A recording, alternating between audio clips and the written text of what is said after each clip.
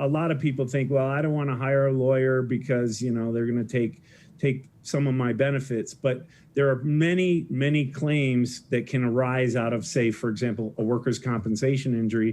If you're hurt while on the job in Colorado, do you know how to get your workers' compensation? Well, that's what we're going to find out today when we Ask the Lawyer. Hi again, everybody. I'm Rob Rosenthal with AskTheLawyers.com. And my guest today is Denver attorney Brian MacKenzie. Brian, thank you for making some time to answer our questions today. Thank you very much for having me, Rob. So we have a Colorado employee. They're hurt on the job.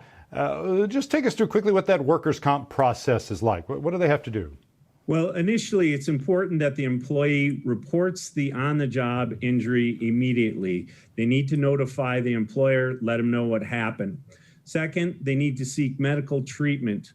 If your employer does not give you a list of doctors to go see, you can choose your own doctor. But most importantly, do not delay in seeking medical treatment.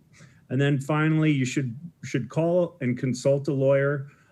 We can help with obtaining various benefits. The workers' compensation system is somewhat complicated, and you're better off at least talking to a lawyer to be advised as to what your rights are and what you need to do to protect yourself and protect your family. So I think some people may decide, well, I'll get a lawyer involved maybe if my request is denied, but you're saying get somebody involved from the very beginning. Absolutely. And how do I know if I'm eligible to get workers' compensation? And what is the timeline for that? Well, first and foremost, if you're in what we call the course and scope of employment, you are eligible for workers' compensation benefits. Now, what that means depends on the circumstances. For example, if you're driving to work and you get injured, you're not necessarily in the course and scope of employment. In terms of the timeline, there's a 2-year statute of limitations for workers' compensation claims. With certain exceptions, that statute can be extended to 3 years. However, I recommend you file the claim as soon as possible. Do not wait, 1 year and 11 months to file it. You need to file the claim right away. When you know you're hurt on the job, you contact the employer, seek medical treatment, and file that claim.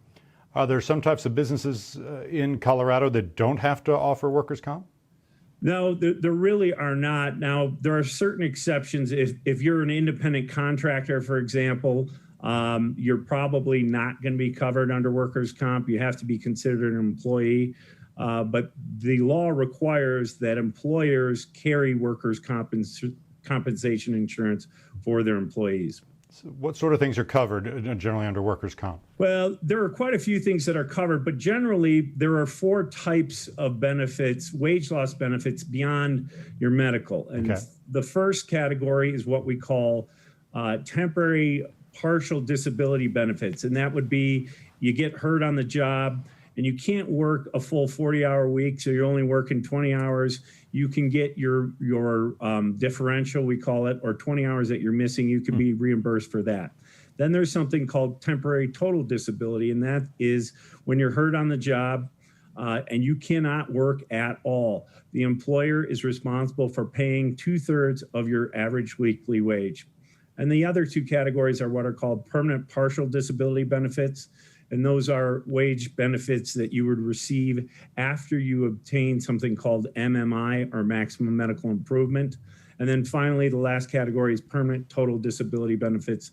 And those are benefits that you are paid 2/3 of your average weekly wage for the remainder of your life if you are completely unable to return to work.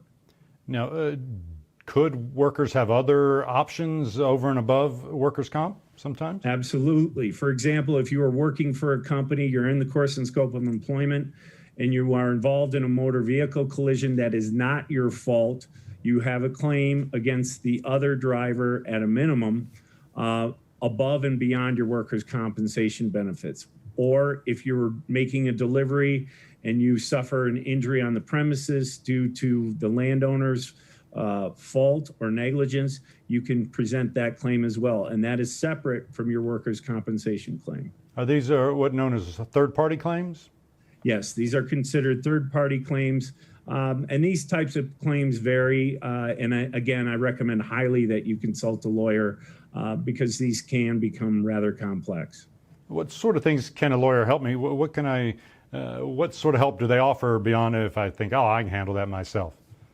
Well, and I hear this often. A lot of people think, well, I don't want to hire a lawyer because, they're going to take some of my benefits. But there are many, many claims that can arise out of, say, for example, a workers' compensation injury that people aren't aware of. There's as we've talked about, the motor vehicle claim or the premises claim, there's potential bad faith claims if the insurance company does not do what they're required to do under the law.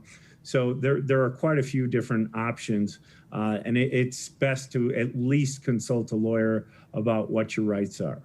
What about that initial consultation? Is there a charge for that initial consultation, Brian? There is absolutely no charge for any initial consultation.